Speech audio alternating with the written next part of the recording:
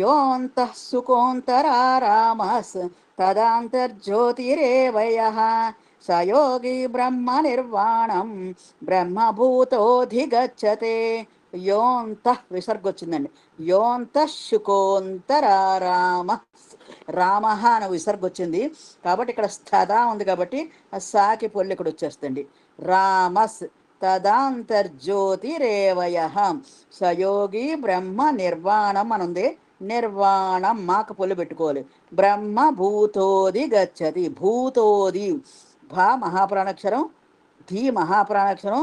రెండో లైన్లో తథా అది మహాప్రాణాక్షరం. అంటే మహాప్రాణాక్షరాలు అది చూసి జాగ్రత్తగా చెప్పండి. యోऽन्तः శుకోऽन्तరారామస్ తథాంతర్జ్యోతిరేవ యః. योऽन्तः सुखोऽन्तरारामस् యోంతస్ మేడం గారు, యోంతస్ ఎందుకంటే విసర్గ వచ్చింది కదా, అందుకని సాకపొల్లి పెట్టచ్చు ఇక్కడ. యోంతస్ సుకోంతరారామస్ తథాంతర్జ్యోతిరేవ యః. योऽन्तः सुकोऽन्तरारामस् तदान्तर्ज्योतिरेव यः. योऽन्तः सुकोऽन्तरारामस् तदान्तर्ज्योतिरेव यः.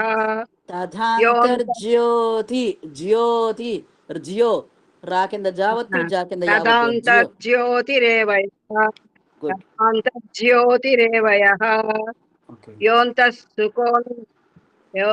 सुकोऽन्तरारामस् तदान्तर्ज्योतिरेव यः.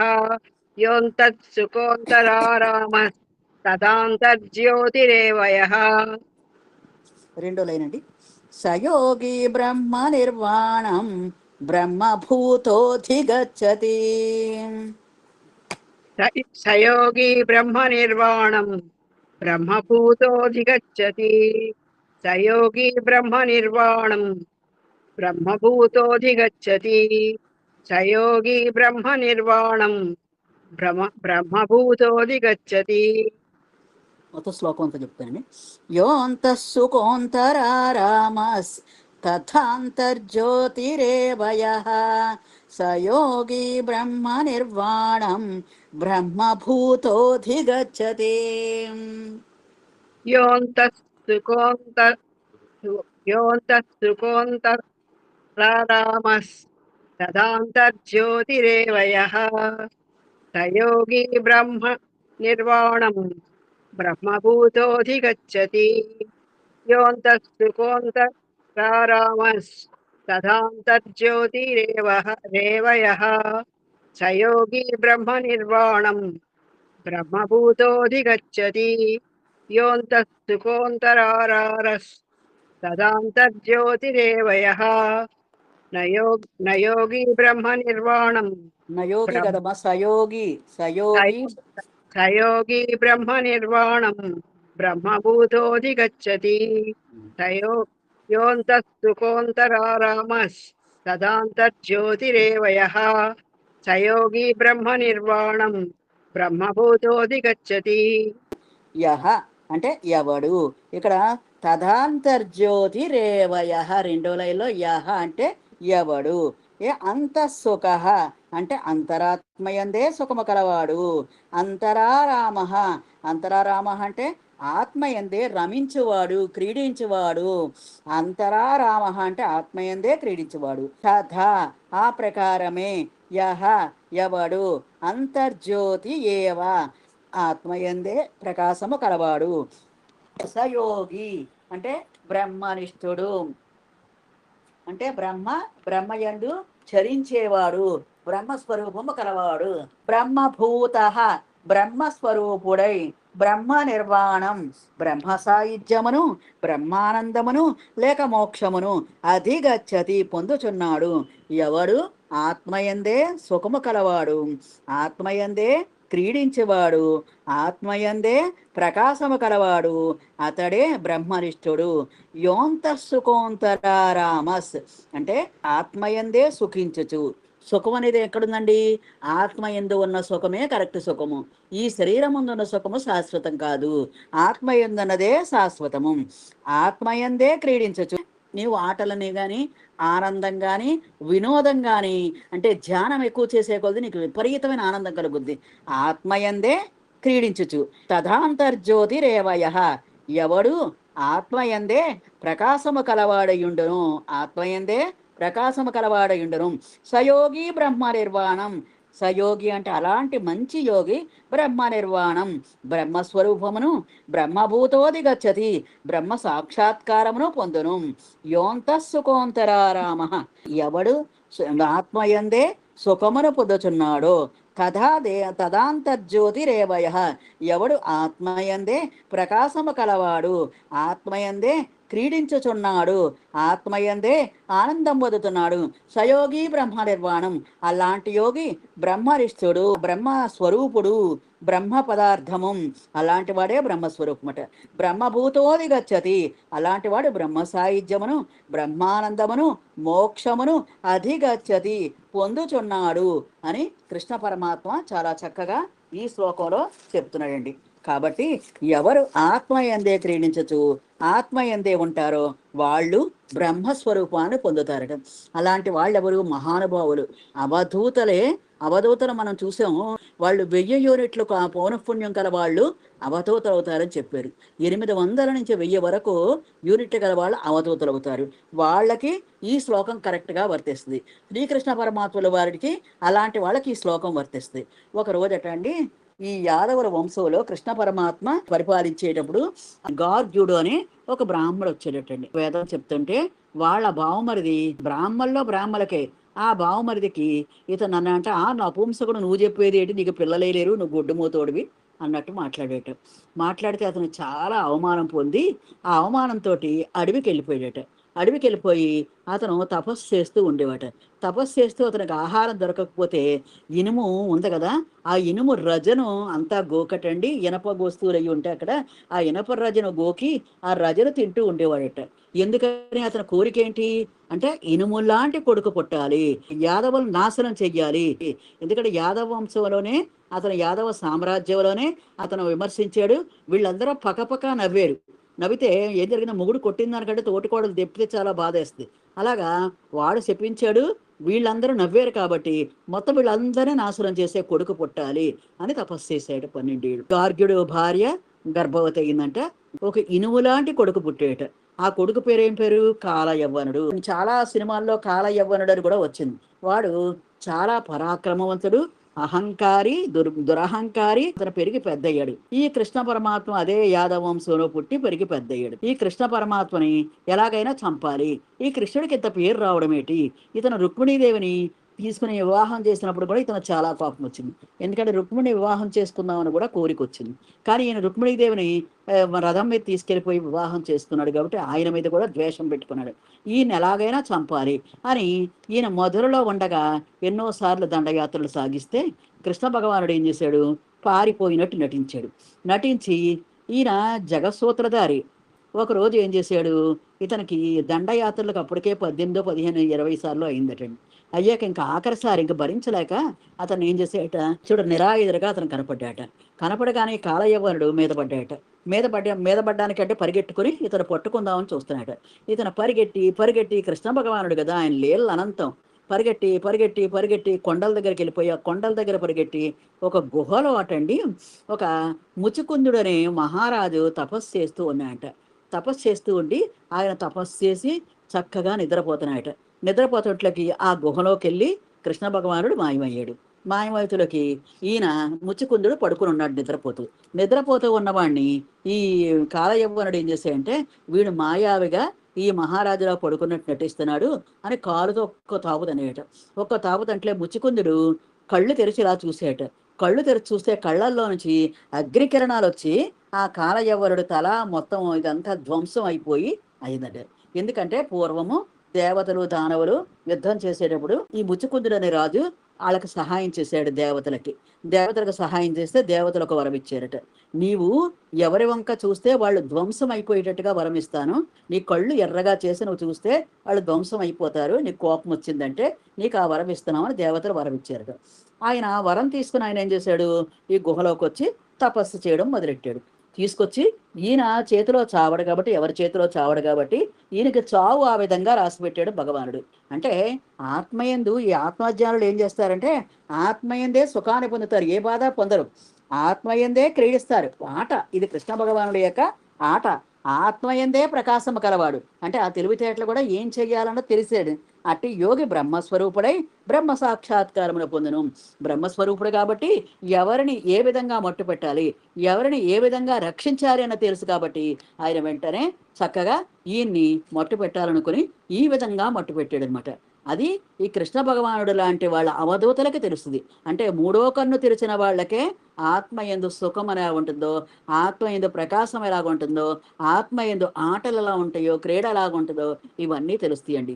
ఈ రెండవ కన్ను బాహ్యంగా చూస్తే గాని మూడవ కన్ను మట్టికి నీ అంతరంలో చూసేది మూడవ కన్నే. నీ మూడవ కన్ను జ్ఞాననేత్రము తెరుచుకోవాలి. జ్ఞాననేత్రం తెరుచుకోవాలంటే మనం చక్కగా ధ్యానం చేయాలి, సజ్జన సాంగత్యం చేయాలి, స్వాధ్యాయనం చేయాలి. కాబట్టి ఇవన్నీ ఖచ్చితంగా మనం పాటించాలంటే మనం మూడవ నేత్రాన్ని తెరుచుకునేటట్టుగా చెయ్యాలి. ఆ మూడవ నేత్రంతో మనం లోపలికి వెళ్ళగలము, అంతరాత్మలోకి వెళ్ళగలము. ఎప్పుడు కావాలంటే అప్పుడు ధ్యానంలో కూర్చోగలము. ధ్యానంలో కూర్చొని మనం శరీరాన్ని కూడా బాగుపరిచే స్థితి వస్తుందండి మనకి. ఎందుకంటే మనం కమాండ్ చేస్తాం, కమాండ్ చేస్తే ఖచ్చితంగా చేసి తీరాల్సిందే యూనివర్స్. అండ్ ఈ ఆత్మ చేసి తీరాల్సిందే. ఎందుకంటే ఆత్మకి నువ్వు అంత ఇంపార్టెన్స్ ఇచ్చినప్పుడు ఆత్మ కూడా నీకు అంత ఇంపార్టెన్స్ ఇస్తుంది. నువ్వు ఆత్మ వైపు ఒక అడుగు వేస్తే ఆత్మ నీ వైపు 10 అడుగులేసి నిన్ను పైకి కాపాడుద్ది. అదే కృష్ణ భగవానుడైనా అదే దేవుడైనా అందుకే మనం ఆత్మధ్యానం అనేది కంపల్సరీ. ఆత్మయందే మనం క్రీడిస్తుండాలి. ఆత్మయందే ఆత్మ యొక్క ప్రకాశం అంటే ఆత్మతోటే మనం ఆ తెలివితేటలతో మనం ప్రదర్శించాలి. ఎవరి బయట వాళ్ళు చెప్పని వినడం కాదు. నీ ఆత్మ ఏం చెప్తే అది చెయ్యి. నీ ఆత్మ ఏది ఎలా నడవమంటే అలా నడవండి. ఆ నడవడం వల్ల మీకు చాలా చాలా ఉపయోగాలు కూడా ఉంటాయి. మనం ధ్యానం ఎప్పుడు ఖచ్చితంగా ధ్యానం చేసేటప్పుడు మనం సంకల్పం కూడా మనం పెట్టుకోవాలి. ఏంటిది? నేను ఆత్మను, నేను ఆత్మను, నేను ఆత్మను, నేను ఆత్మను, అయం ఆత్మ అనుకోవాలి. ఎందుకంటే ఆత్మను అనుకుంటే అప్పుడు ఆత్మ యొక్క శక్తి పెరుగుద్ది. ఆ ధ్యానం యొక్క పవర్ ఆత్మకి వెళ్తుంది. కాబట్టి మనం ఖచ్చితంగా ఆత్మస్థితి ఎందే ఉండాలి. ఎవడు లోన ఆత్మయందే సుఖించచ్చు, ఆత్మయందే క్రీడించచ్చు, ఆత్మయందే ప్రకాశము కలవాడయుండును. అట్టి యోగి బ్రహ్మస్వరూపుడై బ్రహ్మ సాక్షాత్కారమును మోక్షమును పొందును. ఉద్దాలకుడు అనే ఓ మహర్షి ఉంటాయండి. ఆ మహర్షి కొడుకు శ్వేతకేతు అనమాట. కొడుకు పేరు శ్వేతకేతుని 12 ఏళ్ళు గురుకులం దగ్గరికి పంపుతాడు. గురుకులంలో చక్కగా అతను నేర్చుకుని వస్తాడు. 12 ఏళ్ళు అయ్యాక 25 సంవత్సరాలు వచ్చాక ఈ ఉద్దాలక మహర్షి శ్వేతకేతును చూస్తాడు. చూస్తే ఇతనికి చదువుకున్నాడు కానీ ఆచరణ యోగ్యమైన జ్ఞానం లేదు, అనుభవ జ్ఞానం లేదు. అతను అన్నట కాళ్ళు కడుక్కొని వచ్చాక, నాయన నువ్వు ఒక ప్రశ్న ఇస్తాను, ఆ ప్రశ్న చెప్పానంట.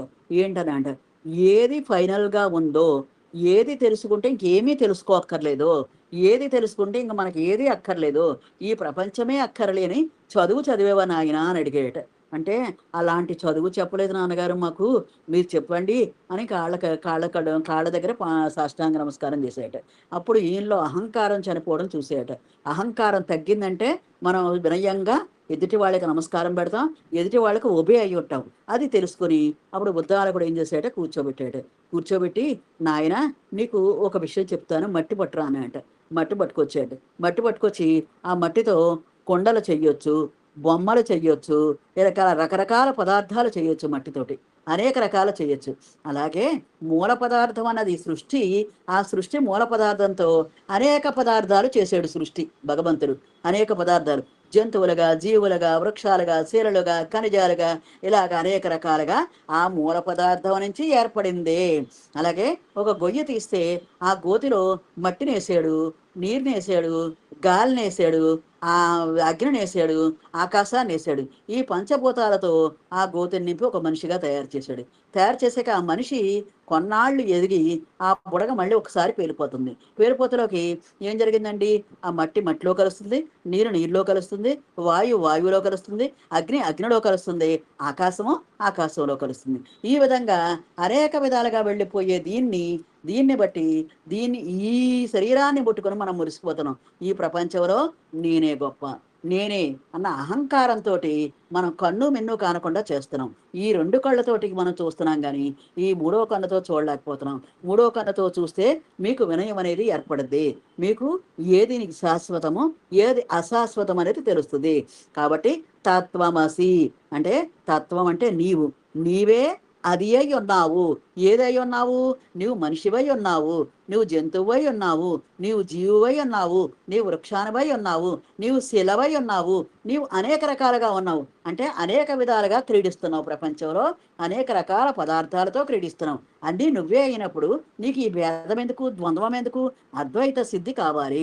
అంటే అన్నిట్లోనూ ఉన్నది నేనే, నాలో ఉన్నది అన్నీ ఉన్నాయి అని తత్వమసి.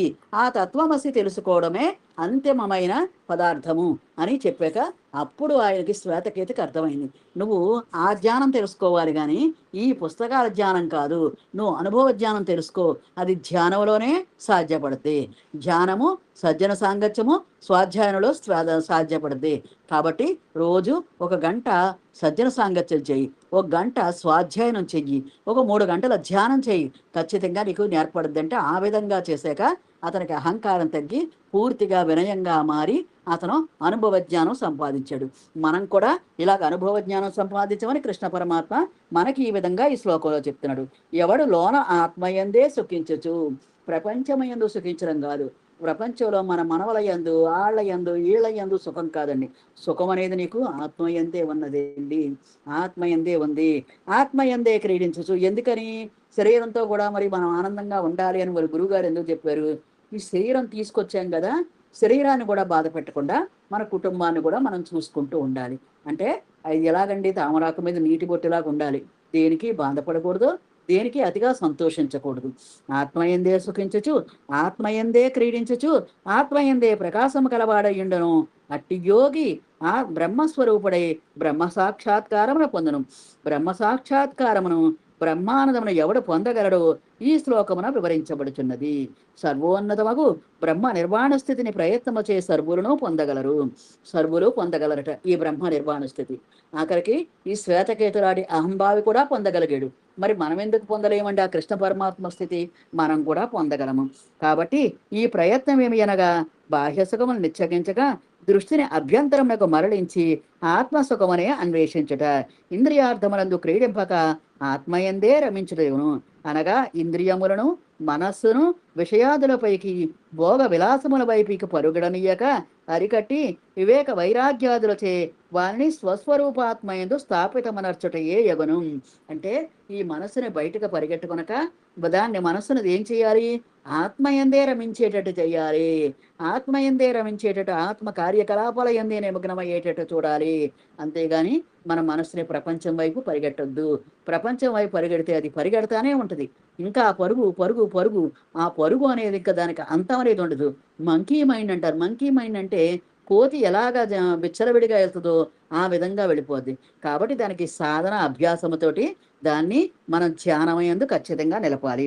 ఈ శ్లోకమునందు 3 విషయములు ప్రస్తావించబడి, 1 సుఖము, 2 క్రీడ, జ్యోతి. ఒక్కొక్క దాని గురించి చెప్పుకుందాం. సుఖము. సామాన్యులు సుఖము కొరకై బాహ్య పదార్థమనే శోధించుతున్నారు. తద్వారా వారు అల్పముగా ప్రతిబింబ సుఖమనే పొందుతూ దానినే గొప్పగా తలచి తృప్తిపడుతున్నారు. కానీ వాస్తవముగా విచారించలచో సుఖము బాహ్యమున లేదు, అంతరమునే కలదు. సుఖము యొక్క ప్రధాన కేంద్రము అంతరాత్మయందే కలదు. అది శాశ్వతమైన సుఖము, బ్రహ్మానందము. బాహ్య సుఖము అశాశ్వతము. కాబట్టి సుఖం అనేది, ఈ బాహ్య సుఖం అనేది క్షణికమే. ఆ ఒక్కరోజు ఉంటుంది. ఏదైనా మనం ఫంక్షన్ చేసామనుకో ఒక్కరోజే ఆనందం, మరుసటి రోజుకి ఏముండదు. అదే మనం ఈ ధ్యానం చేసామనుకోండి, ఆ శక్తి ఎంతసేపు ఉంటుందో. అలాగే ప్రతిబింబము దుఃఖ మిశ్రితము. ఈ సత్యమెరిగి వివేకవంతులు తమ యావచ్చక్తిని అంతర్ముఖముగా మరలించి ఆత్మసుఖమనే గ్రోలుదురు. అట్టివారు ధన్యులు, కృతకృత్యులు. అచిరకాలములోని వారు బ్రహ్మభూతులై వెలయగలరు, బ్రహ్మస్వరూపులై వెలయగలరట. ఈ సుఖము బాహ్య సుఖం కంటే అంతర్సుఖంలో వెతికేవాడే వాళ్ళు బ్రహ్మభూతులై వెలుగుతారు. అన్నిటికీ ప్రతి దానికి ఏది పడితే అది ప్రపంచ సుఖాల వైపు పరిగెట్టొద్దు. విషయాల వైపుకి, ఆటి వైపుకి, తర్వాత ఈ బంగారం వైపుకి, సంపదల వైపుకి, తిండి వైపుకి, ఇలాగ మనం దేనికి పరిగెట్టొద్దు. పరిగెట్టడం వల్ల మనకి ఏం జరుగుతుందండి? మనకి రకరకాల కోరిక బాధలే తప్పించి, మనకి దుఃఖమే తప్పించి మనకి ఆనందం అనేది కలగదు. ఆనందం కలగాలంటే మనం ఖచ్చితంగా అంతర్సుఖాన్నే వెతుక్కోవాలి. ఆంతరంగిక సుఖమే అసలైన సుఖము. కాబట్టి ఈ సత్యమెరిగి వివేకవంతులు తమ యావచ్చక్తిని అంతర్ముఖముగా మరలించి ఆత్మసుఖమనే గ్రోరుదురు. అట్టివారు ధన్యులు, కృతకృత్యులు. అచిరకాలంలోనే వారు బ్రహ్మభూతులై వెలయగలరు. ఉద్దాలక మహర్షి ఆత్మసుఖము గొప్పది కాబట్టి శ్వేతకేతుని ఏమీ మందలించకుండా చాలా ప్రశాంతంగా కూర్చోబెట్టి నీళ్లలో ఉప్పు కలిపాడు. రాత్రి కలిపి మన్నాడు నీళ్లు తాగమంటే ఏ నీళ్లు తాగినా సరే ఉప్పగానే ఉన్నాయి. అలాగే ఈ ప్రపంచ సుఖాలు ఏ సుఖం చూసినా సరే అది శాశ్వతమైందే. అది తర్వాత ఏం జరుగుతుంది, ఉప్పుగా మారిపోద్ది. అలాంటి సుఖాలు మనకు వద్దు, మనం మంచినీరే తాగుదాము అని అతను కూడా ఒక రకంగా చెప్పాడు. కాబట్టి ప్రపంచం అనేది దుఃఖాలయము. ఈ ప్రపంచాన్ని నువ్వు ఆశ్రయించవద్దు, నీ ఆంతరంగికాన్ని ఆశ్రయించమని చెప్పాడు. క్రీడ అజ్ఞులు బాహ్యమున గల వస్తువులనే క్రీడింతురు.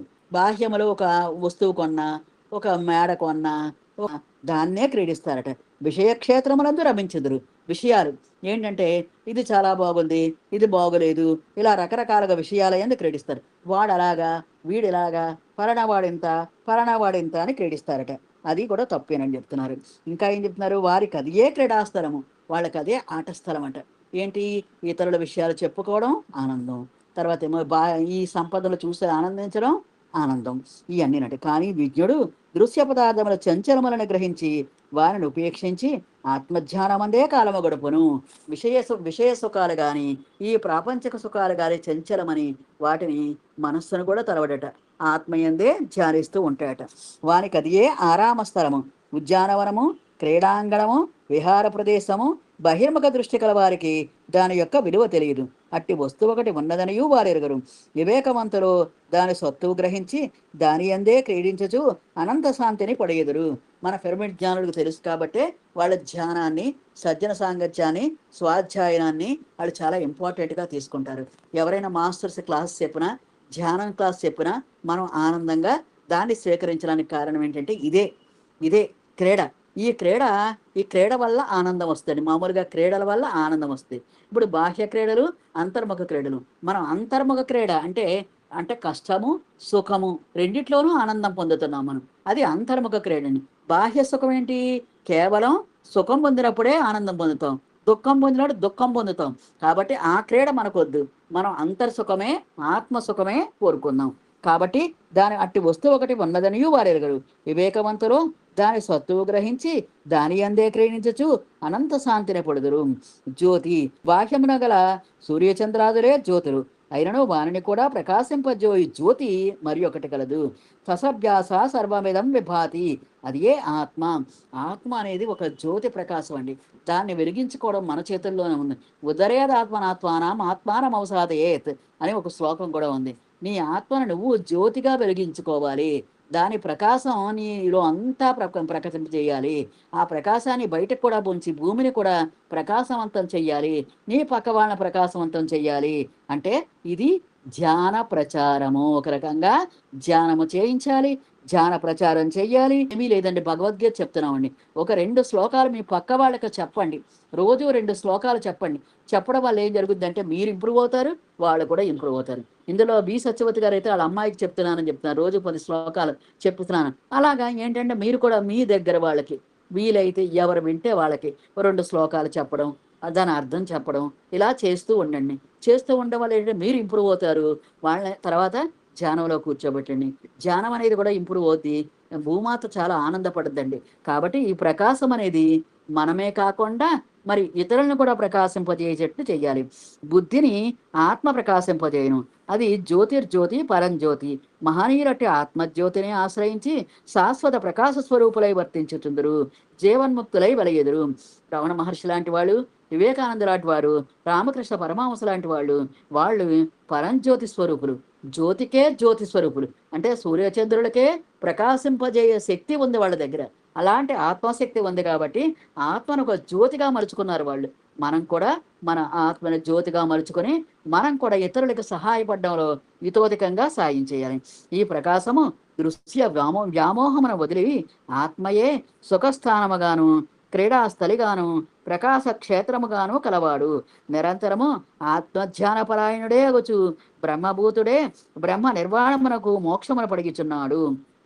ఈ ప్రకారము దృశ్య వ్యామోహము అంటే ప్రపంచముల యొక్క ఈ విషయముల యందు, ఈ దృశ్యముల యందు వ్యామోహము అంటే వాటిలో సంభోగము సమ్మోహం విడిచి ఆత్మయే సుఖస్థానము. మనకు సుఖం అనేది ఎక్కడుందండి? ఆత్మయందే ఉంది. ఆత్మయే క్రీడాస్థలి, ఆత్మయే ఆట, ఆత్మయే ప్రకాశ క్షేత్రము, ఇంకెక్కడా లేదు. మనం దేవుడి దగ్గర దీపం వెలిగించడం కాదు, మనలో ఉన్న దీపం వెలిగించాలి, మనలో ఆత్మదీపం వెలిగించాలి. ఎక్కడో మనం విహారానికి వెళ్ళిపోవడం కాదు, ఆ విహారం మనలోనే ఉంది, క్రీడాస్థలి మన ఆత్మయే. ఆ తర్వాత ఎక్కడో సుఖపడ్డం కాదు, నీ ఆత్మయే. మీరు అబ్జర్వ్ చేశారో లేదో, బాగా మనకు ఒళ్ళు హోనం అయిపోయింది అనుకోండి, విపరీతంగా ఇంటి పనిలో హోనం అయిపోయిందండి, మీరు ఒక అరగంట మరి ఓ చోట ప్రశాంతంగా కూర్చొని శ్వాస మీద ధ్యాస పెట్టి మీరు ఒక అరగంట కూర్చొని ధ్యానంలో లీనమవ్వండి. లీనమయ్యి ఒక గంట అయ్యేటప్పటికి ఒంటి నొప్పులు అన్నీ పోతాయండి. నిజంగా ఏ ట్యాబ్లెట్ అక్కర్లేదు. హీలింగ్ మనలోనే, మన ఆత్మే తెలుసు, ఆత్మకు తెలుసు, ఆ హీలింగ్ కెపాసిటీ తెలుసు. హీలింగ్ కెపాసిటీ ఎలా ఉంటుంది అంటే పూర్తిగా మనకి రిలాక్స్ అయిపోతాం. రిలాక్స్ అయిపోయి ఫ్రెష్గా బయటకు వస్తాం. కళ్ళు తెరిచేటప్పటికి ఎంత ఫ్రెష్గా ఉంటాం. హీలింగ్ అవుద్ది. మనలో ఉన్న వ్యామోహాలన్నీ తగ్గుతాయి. మనలో ఉన్న విచారాలు పోతాయి. మనకి ఆనందాన్ని కలగజేస్తుంది. ధ్యానం అనేది చాలా చాలా ఇంపార్టెంట్ అండి. ధ్యానం ఖచ్చితంగా ధ్యానం చేయాలి. మనకి ఏదైనా బాధ వచ్చినప్పుడు ముందు ధ్యానంలో కూర్చోండి. ఏదైనా సంకటం వచ్చిందనుకోండి, ఏదైనా ఒక డౌట్ వచ్చిందనుకోండి, ధ్యానంలో కూర్చోండి. ధ్యానంలో కూర్చుంటే మీకు అన్ని డౌట్స్ క్లియర్ అయిపోతాయి. మీకు అంతా ఉంటుందండి. ఆత్మ అనేది చాలా పవర్ఫుల్ అండి. ఆత్మ పరమాత్మ నుంచి వచ్చిన అంశాత్మ. పరమాత్మకి ఎంత పవర్ ఉందో ఈ ఆత్మకు కూడా అంత పవర్ ఉందండి. ఆ భగవంతుడికి సృష్టి ఎంత పవర్ ఉందో అంత ఉందండి. ఈ ఉద్దాలక మహర్షి శ్వేతకేతికి ఒక మర్రి విత్తనాన్ని చూపిస్తాయట.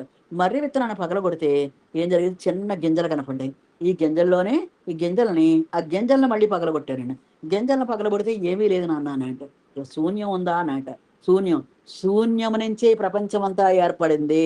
ఆ శూన్యమే శక్తి గలది. రేపొద్దున భవిష్యత్తులో ఆ శూన్యమై పెద్ద మర్రి వృక్షంగా తయారైంది.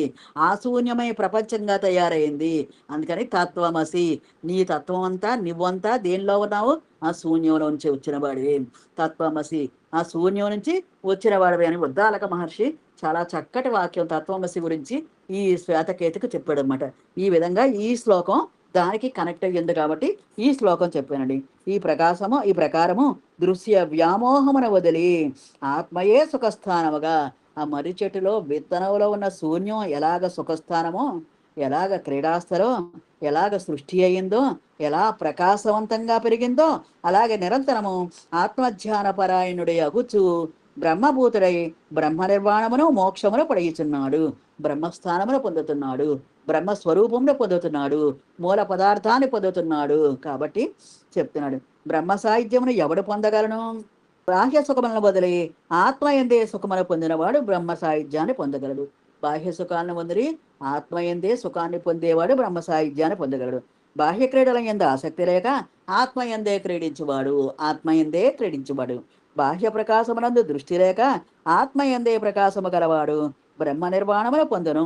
ఈ బాహ్య వస్తువుల యందు దృష్టి లేకుండా ఆత్మయందే ప్రకాశము కలవాడు బ్రహ్మ నిర్వాణమును పొందును. ఇట్లు బ్రహ్మ సాక్షాత్కారమున పడిసిన వారి లక్షణములను 2 శ్లోకముల ద్వారా వివరించి చెప్పుతున్నాడు. 25, 26 శ్లోకంలో బ్రహ్మ సాక్షాత్కారం గురించి కృష్ణ పరమాత్మ మనందరికీ చాలా చక్కగా అర్జునుడి వారికి చెప్పినట్లు నటించారు. కానీ మనందరికీ చెప్పేది, మనం నిత్యం నిరంతరం ప్రపంచ విషయాల యందు బాహ్య విషయాల యందు రమిస్తూ ఉన్నాము. బాహ్య విషయాలతో ఆడుకుంటున్నాం. బాహ్య విషయాలతో ఏంటంటే సుఖాన్ని పొందుకుంటున్నాం. బాహ్య విషయాలను ఆసక్తితో మన ఆత్మను వదిలేస్తున్నాం. కాబట్టి ఆత్మ యందు నిజమైన సుఖం ఉన్నది, శాశ్వతమైన సుఖం ఉందని కృష్ణ పరమాత్మ చెప్తున్నారు. ఉద్దాలక మహర్షి చెప్తున్నాడు. అక్కడ కృష్ణ పరమాత్మ కూడా కాలయవ్వనుడు లాంటి వాళ్ళకి కూడా చెప్పాడు. కాబట్టి ఆత్మసుఖానికి మించిన సుఖము లేదు, ఆత్మసుఖానికి మించిన క్రీడ లేదు, ఆత్మసుఖానికి మించిన ప్రకాశం లేదు. ఈ శ్లోకం యొక్క అర్థం అండి. యోంతః సుఖోంతరారామః, యోంతః సుఖోంతరారామః తథాంతర్జ్యోతిరేవ యః, ఎవడు సుఖమును పొందుతున్నాడు, ఆత్మయందే సుఖమును పొందుతున్నాడు. ఎవడు ఆత్మయందే సుఖమును పొందుతున్నాడు, జ్యోతిరేవ యః, ఆత్మయందే ప్రకాశమును పొందుతున్నాడు, జ్ఞానమును పొందుతున్నాడు, తెలివితేటలు పొందుతున్నాడు. అతను దిశానిర్దేశం, తన జీవితాన్ని దిశానిర్దేశం చేసుకుంటూ చక్కగా నడుపుతున్నాడు. సయోగి బ్రహ్మ నిర్వాణం అంటే సుఖోంతరారామ అంటే సుఖాన్ని పొందుతున్నాడు. తర్వాత క్రీడల్లో కూడా ఆనందాన్ని పొందుతున్నాయట, క్రీడల్లో కూడా సుఖాన్ని పొందుతున్నాయట. ఆత్మయందే క్రీడించేవాడు, తర్వాత ఆత్మయందే సుఖించుచు ఆత్మయందే క్రీడించుచున్నాడు. అంటే సుఖోంతరారామ అన్నాడు కదా, రమించువాడు అంటే క్రీడించేవాడు ఆత్మయందే క్రీడిస్తున్నాడు. సుఖము ఆ క్రీడ కూడా రెండు ఆత్మయందే చేస్తున్నాడు. అంతర్జ్యోతి రేవయ, ఎవడి ఆత్మలో ప్రకాశవంతముగా వెలిగించుచున్నాడో సయోగి, అటువంటి యోగి బ్రహ్మ నిర్వాణం, బ్రహ్మ బ్రహ్మ నిర్మాణం అంటే బ్రహ్మతో నిర్వాణము చేసిన బ్రహ్మనిష్ఠుడు. బ్రహ్మభూతోది గచ్చతి, బ్రహ్మభూతోది గచ్చతి అంటే బ్రహ్మ సాహిత్యమును మోక్ష సామ్రాజ్యాన్ని అధిగచ్చతి పొందుచున్నాడు.